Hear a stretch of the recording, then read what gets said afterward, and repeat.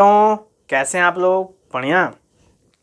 तो बेटा हम लोग आज बात करेंगे क्लास 12 के फिजिक्स का जो चैप्टर है बेटा, उसके अंदर जो एसी चैप्टर है उसके अंदर बेटा बात करेंगे कि जब एसी सर्किट में दो चीज़ें आपस में कनेक्ट हो, कौन कौन सी?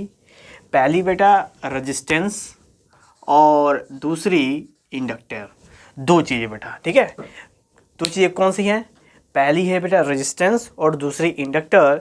तो जब AC circuit containing inductor and resistor, then AC circuit के आई और ई में क्या रिलेशनशिप जनरेट होता है बेटा, वही चीज़ हम अभी आपके सामने दिखाने वाले हैं, ठीक है।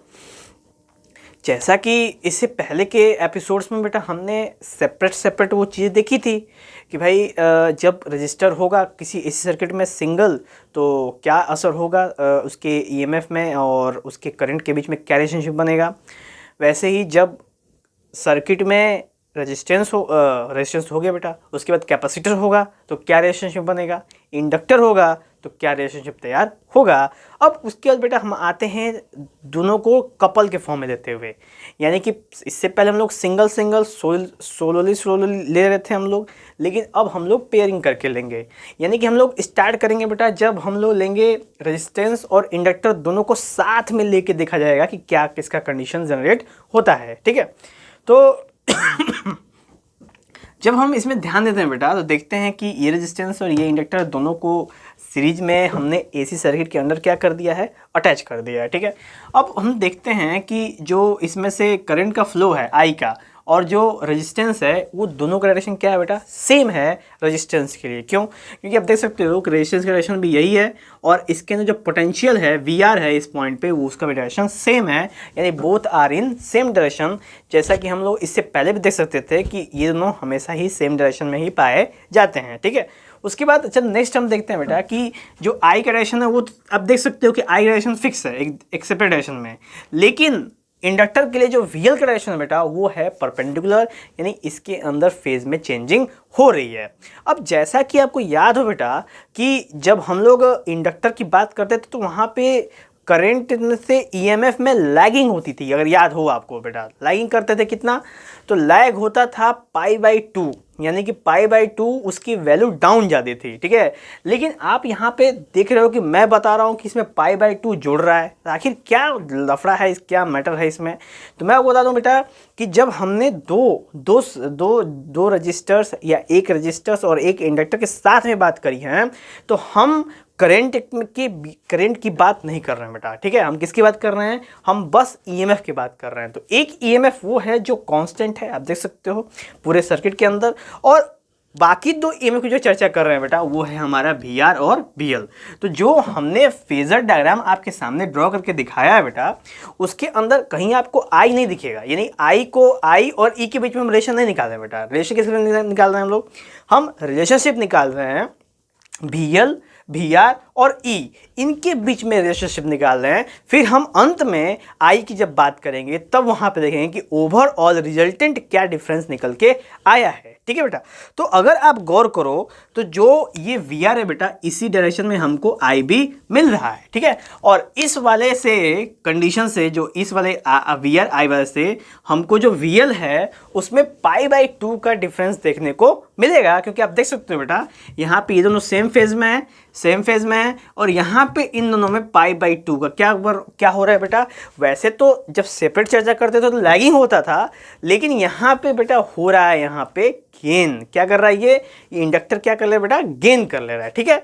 अब ये गेनिंग पर्पज स्टार्ट होती है कैसे, तो देखोगे सबसे पहले तो हमारे पास सबसे पहले बेटा है E = E0 sin ωt, जो यूनिवर्सली आप जानते हैं कि यही ईएमएफ पूरे सर्किट के अंदर जनरेट होती है, दौड़ती है, ठीक है। उसके बाद हम देखेंगे बेटा जब हम पहले सर्किट की बात करेंगे तो जो V0 होगा वो IR के बराबर है, according to Ohm's law R = V/I होता है बेटा।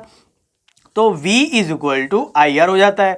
उसी कॉन्सेप्ट को जब मैंने यहाँ पे हम लोगों ने लगाया तो ये हो गया बेटा V0 R = I0 R, जिसमें आप देख सकते हो बेटा यहाँ पे चीज़ें बिल्कुल साफ ओम्स लॉ को फॉलो करते हुए हमने यहाँ पे लगाई है, क्योंकि किसी भी सर्किट में रेजिस्टेंस का होने का मतलब है कि वहाँ पे ओम्स का कॉन्सेप्ट लगने वाला है, ठीक है। अब जैसा कि मैं बता दूं बेटा कि जो इंडक्टर होता है वैसे तो उसका काम है चार्ज को उसका काम है बेटा कि मैग्नेटिक फील्ड को एनर्जी के फॉर्म में स्टोर करना। लेकिन अगर बाय डिफ़ॉल्ट उसकी हम लोग प्रॉपर्टी देखते हैं तो उसमें दिखता है कि ये भी एक रेजिस्टेंस की तरह ही होता है और इसका भी काम होता है करंट को अपोज करने का भी काम इसका होता है। तो इसके अंदर बेटा रेजिस्टिव प्रॉपर्टी आ जाती है। तो इसकी जो प्रॉपर्टी होती है बेटा अपोजिशन वाली, उसको बोलते हैं इंडक्टेंस। क्या बोलते हैं बेटा? उसको इंडक्टेंस बोलते हैं, जिसको बोलते हैं रिएक्टेंस। क्या बोलते हैं बेटा? उसको रिएक्टेंस बोलते हैं। ठीक है, फर्दर हम लोग उसको जानेंगे तो देखेंगे यहाँ पे कि यहाँ पे जब हम ईएमएफ की बात करते हैं बेटा, इसकी ईएमएफ की वीएल की, तो वहाँ पे आता है हमारा आई नॉट एक्सएल। तो आई नॉट क्या है? आई नॉट कांस्टेंट है पूरे सर्किट में। आप देख सकते हो बेटा सीरीज में करंट कांस्टेंट होता है, तो पूरे सर्किट में आई नॉट कांस्टेंट है, पर चेंजिंग क्या है बेटा? एक्सएल। एक्सएल क्या है? एक्सएल है बेटा आपका इंडक्टिव रिएक्टेंस इसको बोलते हैं बेटा। क्या बोलते हैं इसको? Inductive reactance. ये है क्या? ये एक तरह का रेजिस्टेंस की तरह ही फिनोमेना है जो सर्किट में करंट को अपोज करने की कोशिश करता है। और जैसे कि अगर सेपरेट इंडक्टर की बात करो बेटा, तो इसका भी काम है एनर्जी स्टोर करना in the form of magnetic field. ठीक है, जिसको हमने बताया था बेटा आपको कैसा देखने में होता है, वो उसकी चर्चा हम लोगों ने करी थी कि बिल्कुल इसी तरह रिंग की तरह होता है और उसमें ऐसे ऐसे कॉपर वायर लपेटे होता है। ठीक है, वो इंडक्टर का साइन होता है। ठीक है, इंडक्टर हमको देखने को ऐसे मिलता है। ओके, फिर आगे जब हम देखते हैं बेटा, तो जब हमारे पास ये दो कंडीशन आ गए, एक वी नॉट वाला, एक वी नॉट आर वाला, एक वी नॉट एल वाला, और जब हम यहाँ पे ड्रॉ करते हैं बेटा, तो यहाँ पे हम देख सकते हैं कि यहाँ पे हमको पैरेललोग्राम दिख रहा है बेटा। कैसे दिख रहा है? ये एक पैरेललोग्राम टाइप का फॉर्मेशन यहाँ पे हमको दिख रहा है। अब इस पैरेललोग्राम का जब भी लॉ लगाते हैं, हम वेक्टर के फॉर्म में बात करते हैं, तो वहाँ पे होता है बेटा parallelogram law of vector addition.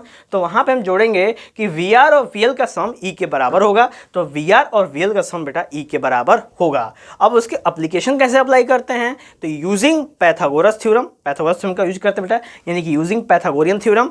हमारे को पता है बेटा कि हाइपोटेनस का स्क्वायर इक्वल टू बेस का स्क्वायर प्लस परपेंडिकुलर का स्क्वायर। तो यही चीज़ होती है ओवरऑल जब देख निकल के आती है। तो हम देखते हैं बेटा e naught square equal to we not r का square plus v naught l का होल स्क्वायर। ये चीज़ें बेटा हमको निकल के देखने को मिलती है। ठीक है, अब हमें पता है बेटा वी नॉट आर की वैल्यू क्या है? वी नॉट आर की वैल्यू क्या है? वो है आई नॉट आर। कॉल करना बेटा, वी नॉट आर की वैल्यू कितनी है? आई नॉट आर। तो हमने वहाँ पे आई नॉट आर का स्क्वायर कर दिया। और बेटा जो वी नॉट एल है उसकी वैल्यू बेटा आई नॉट एक्सएल, तो हमने वहाँ पे आई नॉट एक्सएल का होल स्क्वायर वहाँ पे कर दिया है। ठीक है, फर्दर बेटा जब हमने इसको सॉल्व करा तो आई नॉट कॉमन होगा, इसको बाहर निकाल दिया, अंदर हो गया बेटा आर स्क्वायर प्लस एक्सएल का whole square is equal to E not का स्क्वायर। ठीक है, और अब जब हम यहाँ से आई नॉट की वैल्यू एक्सट्रैक्ट करेंगे बेटा, ठीक है, आई नॉट की वैल्यू क्या करेंगे? एक्सट्रैक्ट करेंगे वहाँ से, तो हमें मिलेगा e naught upon root under are square plus XL का होल स्क्वायर। ठीक है, और ये जो वैल्यू है बेटा इसी को बोलते हैं लोग इफेक्टिव रेजिस्टेंस। क्या बोलते हैं हम लोग? इसको बोलते हैं इफेक्टिव रेजिस्टेंस। और ये इफेक्टिव रेजिस्टेंस ही बेटा कहते हैं हम लोग इम्पीडेंस। अब जैसा कि बेटा आपको याद होता है, याद तो नहीं कर सकते लेकिन आपके दिमाग में रखना पड़ेगा, क्योंकि आगे चल के हम जानेंगे बेटा इम्पीडेंस क्या होता है। तो इम्पीडेंस होता है जिसमें हम कई सारे रजिस्टिव प्रॉपर्टीज़ का आपस में क्या करते हैं बेटा? सम करते हैं। मैंने कई सारे प्रॉपर्टी जब आपस में सम कर देंगे ना, उसको बोलते हैं बेटा हम लोग इम्पीडेंस। तो यहाँ पे गौर करो कि हमने रेजिस्टेंस की रेजिस्टिव प्रॉपर्टी और इंडक्टेंस की इंडक्टिव प्रॉपर्टी दोनों को आपस में सम करा है, इसलिए इसका नाम दिया गया बेटा इम्पीडेंस। ओके, तो ये बेटा इफेक्टिव रेजिस्टेंस को बोलते हैं इम्पीडेंस। और इम्पीडेंस को दिखाते हैं बेटा हम लोग जेड से। किसे दिखाते हैं हम लोग? जेड से। तो Z is equal to root under are square plus XL का होल स्क्वायर। और एक्सएल का मतलब होता है बेटा ओमेगा एल। एक्सएल का मतलब क्या होता है बेटा? Omega L. जैसा कि हमने सेपरेट फॉर्म में जब प्रूव करा था आपके सामने, तो वहाँ पे मैंने इंडक्टिव रिएक्टेंस में आपको दिखाया था कैसे ये ओमेगा एल निकल के आ रहा है। ये चीज़ें बेटा इसको हम ओमेगा एल यहाँ पे पुट कर देंगे और यहाँ पे बेटा हम लोग रिप्रेजेंटेशन कर सकते हैं। क्या?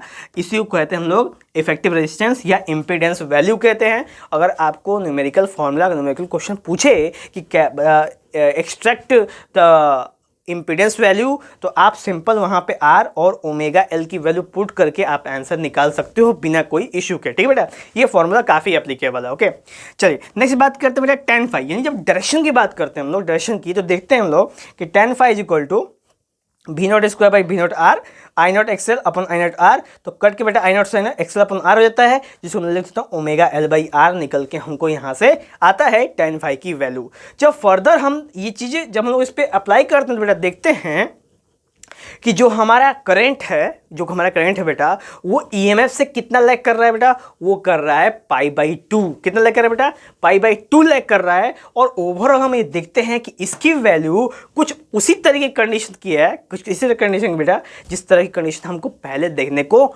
मिली थी। कब की बात है, जब हम सेपरेट इंडक्टर की बात करते थे। याद करो बेटा, जब सेपरेट हम इंडक्टर की बात करते थे पिछले एपिसोड्स में, तो हम वहां पे देखते थे कि इंडक्टर केस में करंट में और ईएमएफ में π/2 की लैगिंग होती थी, यानी डिफरेंस निकल के आता था। वही चीज़ हमको अभी भी निकल के आ रहा है। इसका मतलब ओवरऑल यही समझते हैं कि चाहे आप रेजिस्टेंस और इंडक्टर लो तो उस पूरे सर्किट में इंडक्टर वाली की प्रॉपर्टी बिल्कुल मैक्सिमम हो जाएगी और रेजिस्टेंस की प्रॉपर्टी वहां पे दिखने से हमको बचेगी, यानी हम देख नहीं पाएंगे, हमको केवल इंडक्टिव प्रॉपर्टी ही निकल के वहां पे आएगा। तो बेटा हमारे सामने जो वैल्यू आई है I = I0 sin omega t-5, और यहाँ बेटा ये आ गया बेटा आपका E = E0 sin omega t। जब दोनों को हमने कंपेयर किया तो जो फाई की वैल्यू आई बेटा वो आई है π/2 माइनस में, जो बताती है कि ये जो पूरा का पूरा सर्किट है बेटा जिसके अंदर रेजिस्टेंस और इंडक्टर दोनों है वो रियलिटी में इंडक्टर की तरह ही बिहेव कर रहा है। यानी कि इसमें रेजिस्टेंस को इसने दबा के एकदम उसकी चटनी निकाल दी है और एक केवल पूरा का पूरा इस पूरे सर्किट के ऊपर जो टोटल दबदबा है बेटा वो केवल इंडक्टर का नज़र आ रहा है इस लास्ट के रिलेटेड फॉर्मूले से। ओके बेटा, तो ये था बेटा हमारा required AC circuit containing resistance and inductor, यानी रेजिस्टेंस और इंडक्टर को साथ रखने में हमको यही देखने को मिलता है कि जो इंडक्टर है उसका दबदबा ज़्यादा है और उसने रेजिस्टेंस की सारे इंपॉर्टेंस को क्या कर दिया सर्किट में बेटा खत्म कर दिया है। ठीक है, तो ये था बेटा रिक्वायर्ड फॉर्मूला हमको। अब हम बेटा जो नेक्स्ट एपिसोड होगा उसके अंदर हम यही देखेंगे कि AC circuit containing resistance and capacitance, यानी कि रेजिस्टेंस के साथ जब कैपेसिटर का प्रयोग करते हैं तब क्या असर देखने को मिलता है बेटा। चलते बेटा, जय हिंद।